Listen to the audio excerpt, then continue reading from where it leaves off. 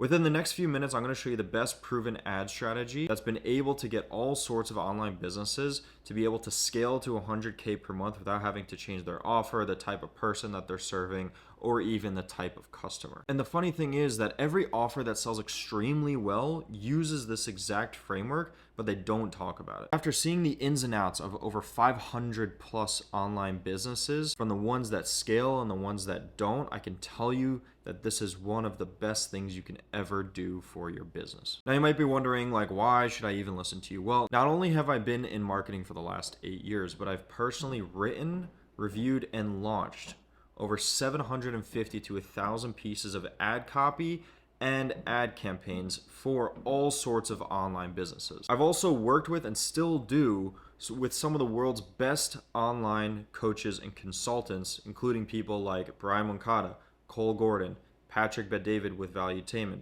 Bobby Castro, Steve Larson, Peter Ton, and you name it. And again, have personally seen the ins and outs of over 500 plus online businesses to know exactly what works and what doesn't. And then you're also wondering, why am I even telling you this in the first place? Well, to be honest with you, because I want to see people becoming the best in their industry rather than trying to make the most amount of money. Because these days, most online business owners are stuck with wanting to produce so much more revenue than they are becoming the best at their niche or their skill or whatever it is. Because as we know, that's what's really going to obviously make an impact in a lot of people's lives, but will return a lot more in the long run. That's exactly what I'm going to be showing you here today. So let's hop into it. I'm going to bring out my handy dandy iPad and we'll jump into there. So the first thing that I need you to understand here is based around Eugene Schwartz's customer awareness stages. Now, if you don't know anything about Eugene Schwartz, he is one of the greatest and biggest online marketers that have ever existed, or I guess copywriters. And what I like to say is you want to basically learn from rich dead marketers, right? Steve Larson says this. I think that's where I got it from him. But those are the original people, the foundations that you want to learn from, because pretty much everyone that knows what they know today came from that information back then, right? So if you look at Eugene Schwartz's customer awareness stage, it's broken down really into 5 parts, right? So first you have the unaware, right? Then the problem aware, solution aware, product aware, and then most aware. And so when we start with the unaware market, okay, these are basically people that, someone who doesn't know that they have a problem, okay? When you move down the line, you go into problem aware, they know that they have a problem, and then solution aware, they know that like some solution exists, but like they don't know which is like the right one, okay? And then comes product aware, right? So product aware, they know that the product solves it, but they just need a little bit more, oomph to kind of get them to like jump over the edge. And then most aware over here is basically people just ready to buy, okay? So it's very, very important to know this, because your entire marketing message is going to depend on where they are inside of this stage. And knowing that information can help you tweak the way your hooks, your body, and your call to action are. So now what I want you to understand is the customer buying intent. This is where I want to really focus the majority of our attention to. The customer buying intent, I've broken up into pretty much 5 stages, just like the previous. Now I had handy dandy AI to go ahead and build this for me, but the customer buying intent is pretty much dependent on the level of pain and urgency that the customer has. So at stage 1, they pretty much have no pain, no urgency, and then all the way at stage 5, they have pretty much extreme pain and extreme urgency. And I'm going to show you examples of what this might look like as we go down. Now, what I want you to understand is at stage 1, it's going to be much harder to convince them to pretty much purchase whatever it is you're selling. At stage 5 would be likely the easiest, but it may also be too much at some times, right? At some point. And I'll go ahead and show you that here in a sec. So the formula that I want you to pretty much build your offer around, and you might be thinking like, David, you talked about an ad strategy, right? The best ad strategy starts before the ad. It starts with the offer and the person, as we know, right? We've all heard the Alex Hormozis and the $100 million offers and all that stuff. I don't want this video to be something like that. I want it I want you guys to understand what I'm trying to say here. Good offers and good ads depend on how strong the pain and the urgency are of the customer. Okay. So to get a high converting offer, you need a customer that has a high pain. Some offer that addresses a significant problem, which we know, but I want you to understand a significant problem with the customer. And then when you combine that with high urgency, right, immediate need for a resolution, you make it even better. Now, I'm not talking about, for example, we only have 5 of these left.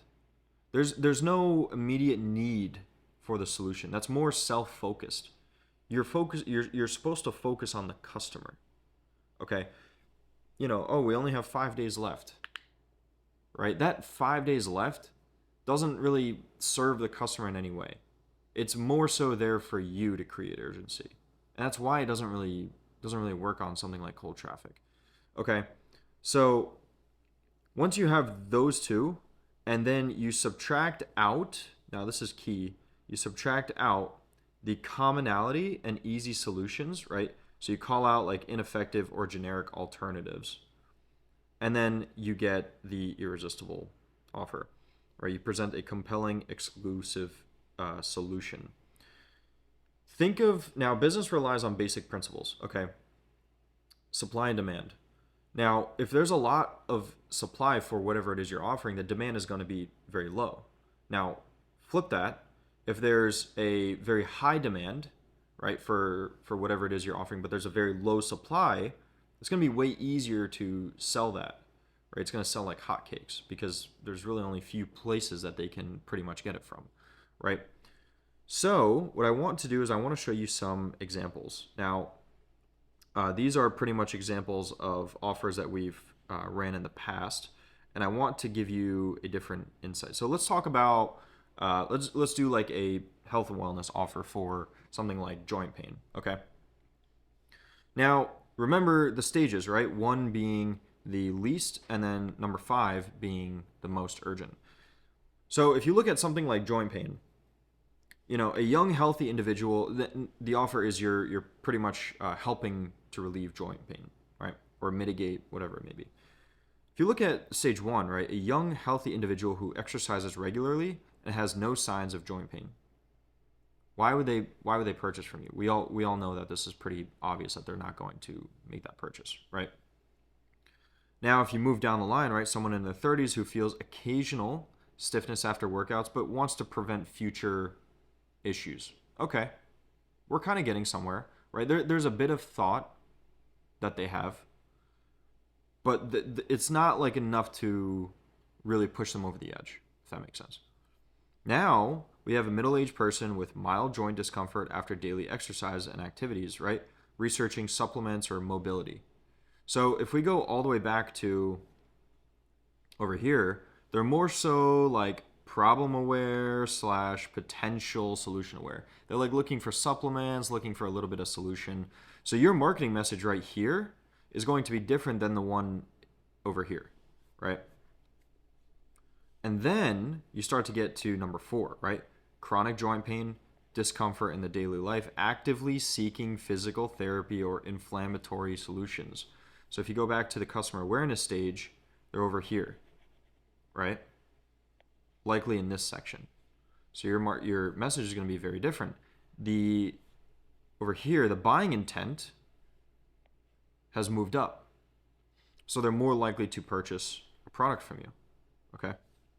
And then over here, a person with severe arthritis who has tried everything, medications, therapy, and is now considering surgery or experimental treatments. This is an example of, yes, severe extreme pain, but it might be too much. Okay, let's say you have this offer for curing joint pain, but you don't offer surgery, right? You're not like a surgeon, but you do offer flexibility training and all that stuff. Stage 5 might be too much.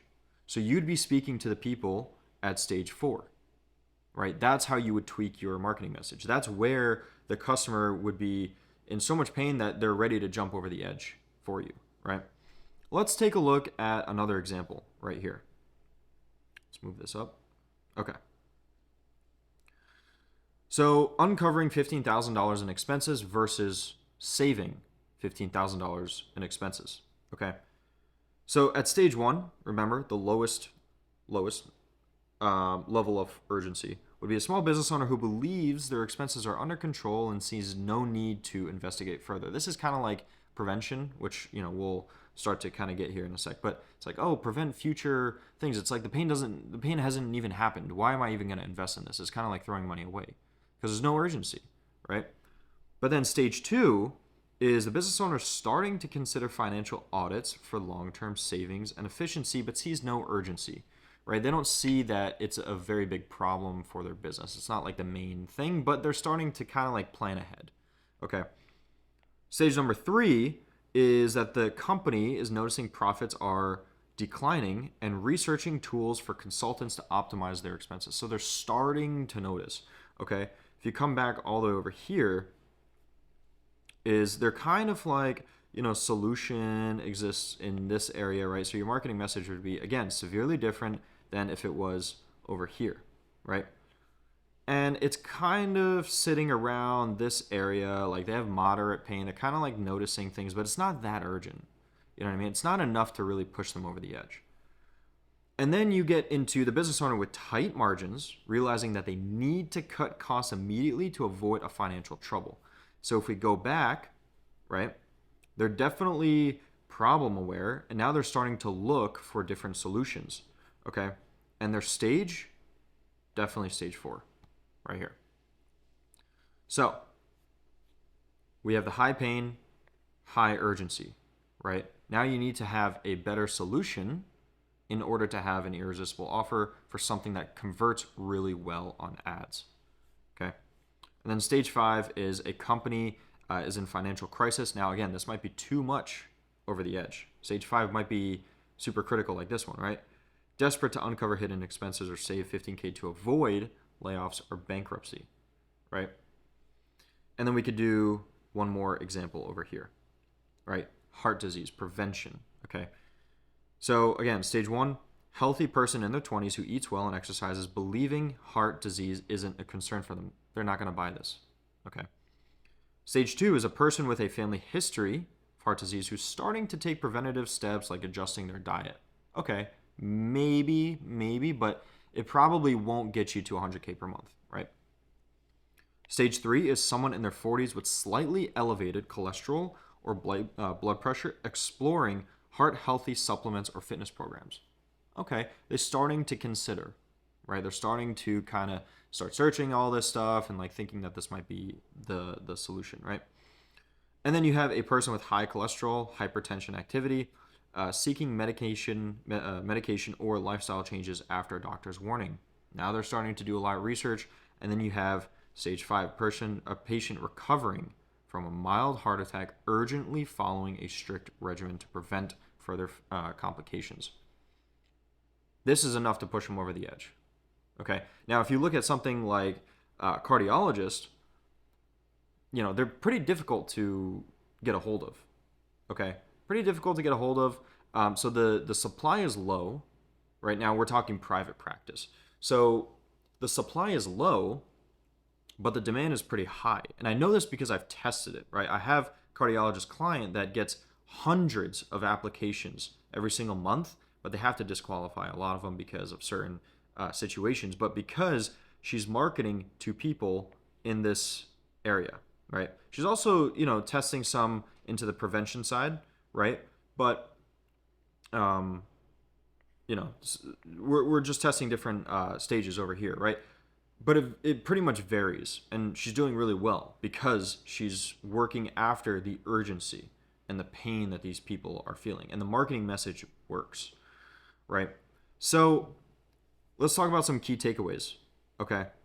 At stage 1, customers are entirely unaware or uninterested. Okay, stage 2, they're pretty much in prevention mode, right? Prevention focused, and they're considering long-term benefits. And then customers face immediate issues at stage 4 and are actively seeking for help. And then stage 5, customers are in a crisis mode and ready to invest in a solution immediately, which is, again, sometimes it can be too much, or it could be the perfect spot to where the customers are going to buy. So you might be thinking like, okay, David, you talked about an ad strategy. Now, where this would come in would vary based on the type of offer, type of solution, but this is how you would tweak your ad copy for it to convert on cold traffic. Okay. The whole point is to get someone to urgently react and respond to your ads when they don't even know you. And so most of the success would come from the hook, because that's what's going to grab it, right?